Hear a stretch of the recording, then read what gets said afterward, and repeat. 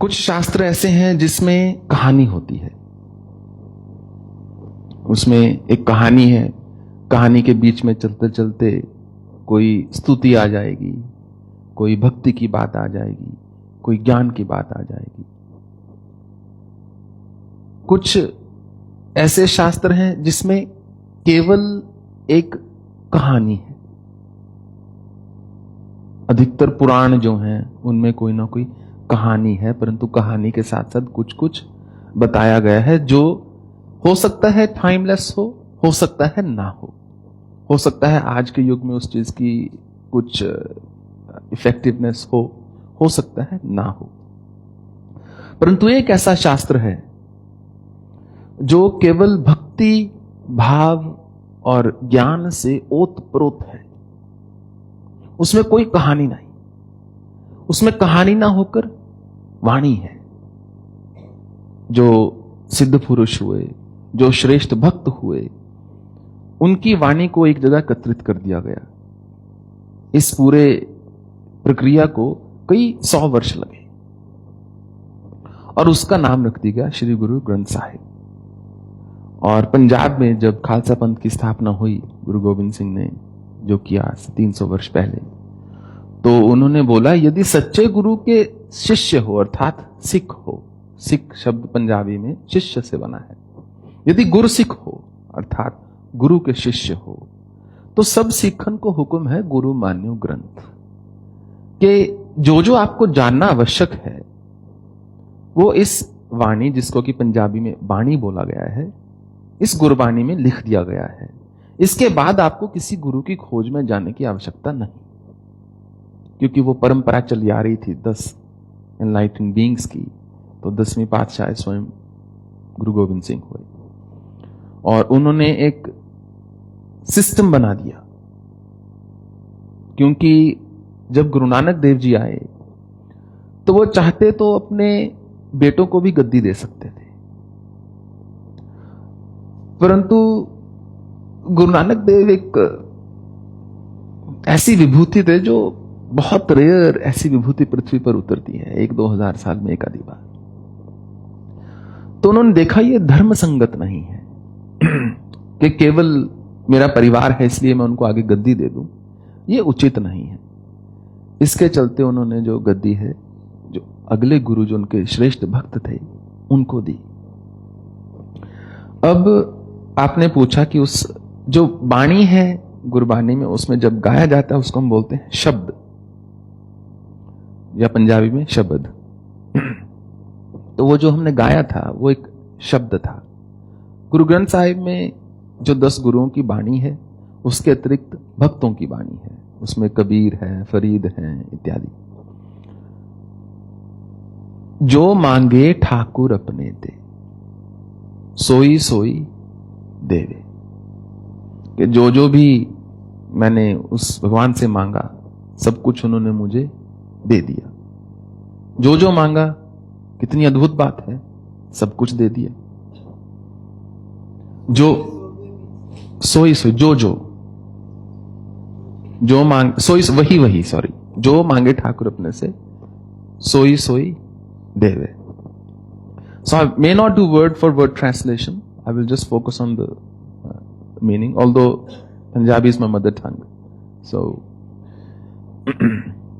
जो मांगे ठाकुर अपने ते सोई सोई देवे, जो मांगा वही वही दे दिया। नानक दास मुख ते जो बोले, इहा उहा सच होवे। अरे देखो नानक, कितनी अद्भुत बात है, कितनी विचित्र बात है, विलक्षण बात है कि जो बोला, गुरु नानक के मुख से जो निकला, या भाव में किसी भक्त ने जो बोला, नानक दास मुख ते जो बोले, इहा उहा सच होवे। वो सब चाहे यहां चाहे वहां कहीं ना कहीं सच हो ही गया। कभी सोते हुए कल्पना की थी कि अपनी छत हो, वो हो गई, अपना परिवार हो गया, अपने रोजी रोटी हो गई, जो मांगा आपकी भक्ति हो गई। क्योंकि सिख धर्म जो है, जो अगर पंथ, जो खालसा पंथ की स्थापना की, उसके 4 स्तंभ हैं। पहला है सेवा। वो बोलते हैं बिना सेवा के भक्ति किसी काम की नहीं। हम अपना नाम जपते रहें, परंतु समाज की सेवा ना हो पाए, तो ये किसी में इसका कोई लाभ नहीं हो रहा। ये तो एक स्वयं की आत्मपुष्टि करने वाली बात होगी।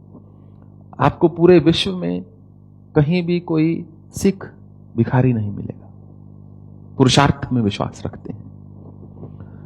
किसी गुरुद्वारे में गंदगी नहीं मिलेगी और हर गुरुद्वारा हर एक के लिए खुला हुआ है। कोई भी व्यक्ति जा सकता है, माथा टेक सकता है। हर गुरुद्वारे में प्रसाद दिया जाता है, लंगर दिया जाता है, जो वहां पर भक्तजन ही इकट्ठा होकर बनाते हैं। बल्कि गुरुद्वारा ऐसी जगह है, आप जाएंगे आपको विश्वास नहीं होगा, भारत देश में इतने साफ होते हैं। जब मैं बड़ा हो रहा था, हमारे स्कूल के पास दुख निवारण साहिब गुरुद्वारा था पटियाला में, तो वहां बहुत ज्यादा जाते थे। हालांकि हमारा मूल जाने का कारण होता था वहां कड़ाह प्रसाद खाना है, जिसको पंजाब में छकना है, प्रसाद छकना है। तो 4 स्तंभ है। पहला सेवा, और वास्तव में ही हम मतलब एक अगर यही आश्रम पंजाब में होता ना, इसकी रूपरेखा कुछ और ही होती, इसका नक्शा कुछ और ही होता। कितने पंजाबी लोग जो मेरे पास आते हैं, विशेष रूप से जो सिख धर्म को बिलोंग करते हैं, उनकी अधिकतर 70% ऑफ द टाइम बस एक ही निवेदन होता है। बोलते हैं स्वामी जी सेवा से दूर मत कीजिएगा, कि बस अपनी सेवा में रखिएगा, हमको और कुछ नहीं चाहिए, क्योंकि बाकी तो सब पुरुषार्थ से ही करना है। तो सेवा में दृढ़ विश्वास है इस धर्म का, जिसके कारण इतने बड़े मुगल आकर भी पछाड़ ना पाए, पंजाब में अपनी जगह ना बना पाए। बलिदान चाहिए तो बलिदान देंगे, और युद्ध चाहिए तो युद्ध, रण चाहिए तो रण होगा, भजन चाहिए तो भजन होगा। जिस समय जिस चीज की आवश्यकता है उसके चलते हुए उन्होंने उसको किया। पहला है सेवा। दूसरा है सिमरण अर्थात स्मरण, कि ईश्वर का जो स्मरण है वो निरंतर होना चाहिए। कि मनुष्य सिर्फ सेवा भी कई बार पर्याप्त नहीं होती, हमको अपनी रूट्स को, अपनी जड़ों को भूलना नहीं चाहिए। उसके चलते हुए हमको प्रतिदिन थोड़ा सा स्मरण जो है ईश्वर का करना चाहिए। सेवा, सिमरण, और वैसे 3 ही है, चौथा मैंने बना दिया। तीसरा है नित्य नेम, कि हर जो गुरसिख है सच्चा, उसको अमृत वेला में, जिसको कि हम सुबह का ब्रह्म मुहूर्त बोलते हैं, उठकर अपना पाठ दिन उससे शुरू करना चाहिए। वैसे ये 2A 2B हो गया, पर मैंने 2nd 3rd कर दिया। एंड 4th इज हुक्म, के कहते सोचे सोचना होइए जे सोचे लाख बार। इंसान तो लाखों चीजें सोचता है, लाखों बार सोचता है, सोचने से ना चीजें पूरी होने लगी, फिर तो पृथ्वी कब की नष्ट होली होती। तो हुक्म नाम की भी एक चीज है, कि जो वो निरंकार है। गुरु नानक देव की खोज थी कि ईश्वर निरंकार है, अर्थात निराकार है, कि वो सबके भीतर बसता है, निराकार है। यदि आप गुरु ग्रंथ साहिब पढ़ेंगे तो आप देखेंगे उसमें इतना अधिक द्वैत की भक्ति भी है, अद्वैत की भक्ति भी है। इतना अधिक राम, कृष्ण, ठाकुर, हरि, शिव का नाम आता है, और अद्वैत की भक्ति भी है, कि फॉर्म भी है, नहीं भी है। परंतु गुरु नानक देव जब नदी में उतर गए थे और जब वापिस आए कुछ दिनों के बाद, जब वो निकले, सबने सोचा कि कहां गए। वो बहुत प्रिय थे, सब उनसे बहुत प्रेम करते थे रावलपिंडी में। तो सबने कहा, अरे हमारे दिल के टुकड़े थे नानक, हमारी जान थे, जिनके चरणों को देखकर हम अपना दिन बिताते थे, दिन आरंभ करते। कहां चले गए गुरु नानक, कहां चले गए ऐसे गुरु नानक। जब गुरु नानक देव निकले नदी से बाहर, तो उन्होंने बोला, मुझे प्राप्ति हो गई है, मैं ईश्वर के दरवाजे से होकर आ रहा हूं, मैंने ईश्वर को देख लिया है। तो एक ओंकार सतनाम, एक ही है वो, प्रणव है, ओंकार है। तो ये उनके पहले मुखारविंद से निकले हुए वचन थे। तो हुक्म उन्होंने बोला बहुत बड़ी चीज होती है, जिसको कि हम भाग्य बोल सकते हैं, या परंतु सिख धर्म में हुक्म ले लिया गया कि जो गुरु का हुक्म हो गया। और 11वें गुरु गुरु ग्रंथ साहिब ही हो गए, उनको लिविंग गुरु माना जाता है। तो जो उसमें लिखा है, नाम भी निकालना होता है तो एक पन्ना पलटा जाता है, जो पहला अक्षर आ गया उसी से आपका नाम होगा। जन्म भी है तो उसी गुरु ग्रंथ साहब की बानी में से पढ़ा जाएगा। अनंत कार वो जो विवाह है अनंत कार्य वो भी उसी में से होगा, मृत्यु का भी उसी में से है। उन्होंने बोले जब गुरु ने बोल ही दिया तो फिर रह ही क्या गया, तो उसके अतिरिक्त कुछ और ना रहा। तो नानक दास मुख थे जो बोले इहा उहा सच होवे, कि कमाल हो गई। मैंने तो ना जाने अपने बालकपन में क्या क्या इच्छाएं व्यक्त कर दी, वो ईश्वर इतना दयाल, उसने सब इच्छाएं मेरी पूरी कर दी।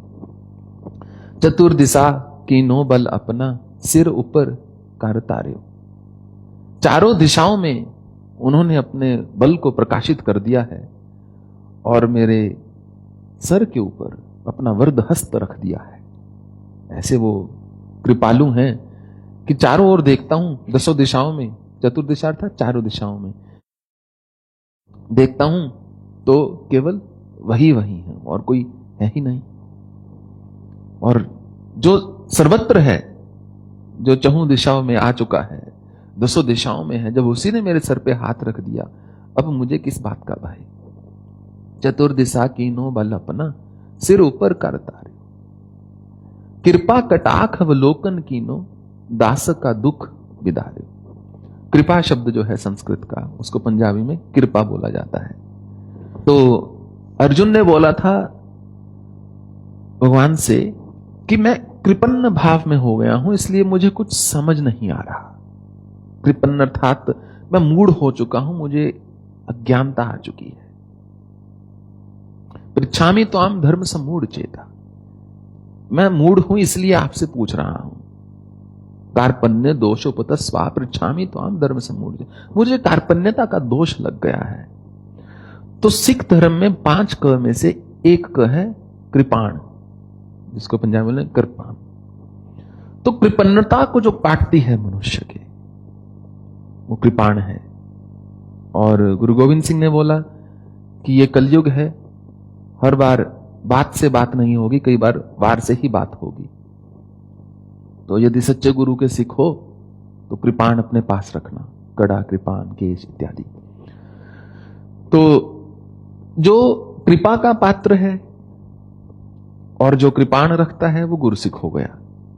वो तो कृपा कटाक्ष था, मर्सीफुल ग्लैंस, आपकी कृपा भरी दृष्टि ऐसी हुई, कृपा कटाक्ष अवलोकन कीनो दास का दुख विदार्यो। मुझ जैसे दास का सारा दुख आपने नष्ट कर दिया, सारा दुख संभाल लिया, सारा दुख अपने ऊपर ले लिया, सारा दुख जो है खत्म कर दिया। इतनी आपने मुझ पर कृपा की।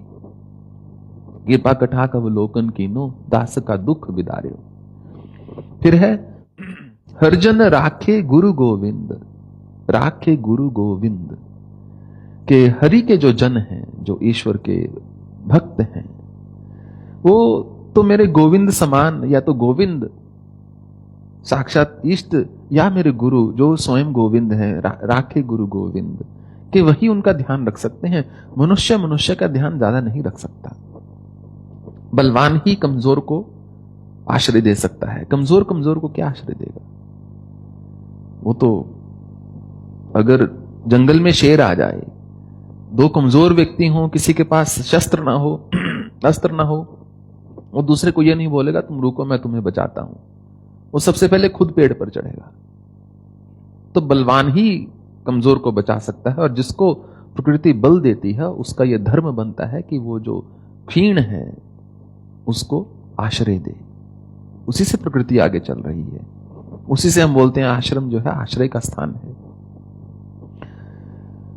हरजन राखे गुरु गोविंद, राखे गुरु गोविंद, कंठ लाए अवगुण सब मेटे, दयाल पुरुष बख्शिंद। ऐसे इतने दयाल हैं वो दयाल पुरुष, परम पुरुष जो हैं, पुरुषोत्तम हैं, जो निरंकार हैं, जो ईश्वर हैं, जो मेरे गुरु हैं, इतने दयाल हैं। कंठ लाए अवगुण सब मेटे, मुझ नीच को उन्होंने उठाकर मेरे सारे अवगुण दूर कर दिए, मुझे एम्ब्रेस कर लिया, मुझे अपने हृदय से लगा लिया, मुझे अपने कंठ से लगा लिया।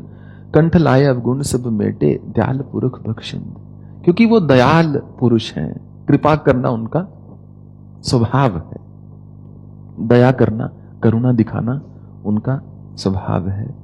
तो उसके बाद जो मांगे ठाकुर अपने दे।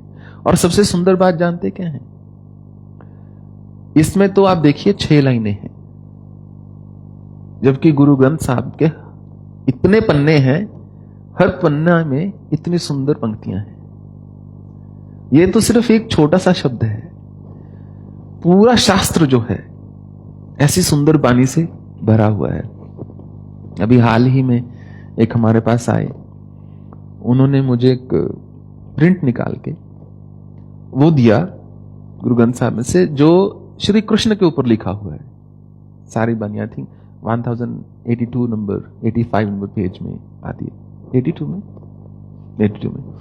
तो सारी बानी जो है श्री कृष्ण के ऊपर है, एंड वाज सो ब्यूटीफुल।